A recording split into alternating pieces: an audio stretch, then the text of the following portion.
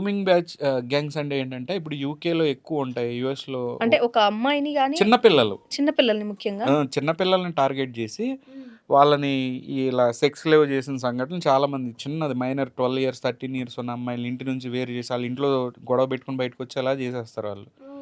Money ఇచ్చి వాళ్ళకి ఏదో ఒకటి ఇట్లా ఆశ చూపించి ఇంట్లో వాళ్ళ మీద అర్థమైంది. Grooming in the sense like వాళ్ళని ట్రైన్ పెట్టింగ్ చేసుకోవడం. ట్రైన్ చేసి తర్వాత వాళ్ళని ప్రాస్టిట్యూషన్లో దింపిన పాకిస్తాన్ వాళ్ళు ఎక్కువ, అక్కడ ఉన్న సెటిల్ అయిన పాకిస్తానీస్ ఎక్కువ గ్రూమింగ్ గ్యాంగ్స్లో ఉంటారు.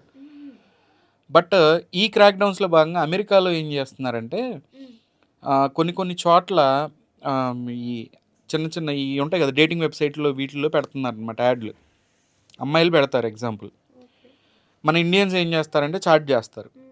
ఆ ఇంటికి వెళ్ళంగానే ఆ అమ్మాయి రమ్మనిద్ది. ఆ ఇంటికి వెళ్ళంగానే ఏం చేస్తారు, ఇమీడియట్గా అక్కడ FBI వాళ్ళు ఎవరో ఒకళ్ళు వచ్చేసి మన వాళ్ళని అరెస్ట్ చేసేస్తారు. చేసి ఇమీడియట్గా కోర్టుకు తీసుకెళ్తారు. కోర్టులో 15 ఏళ్ళు జైలు శిక్ష వేస్తారు, తీసుకుని వెళ్ళిపోతారు. ఏం జరిగింది అని అంటే ఆ పిల్ల మైనర్.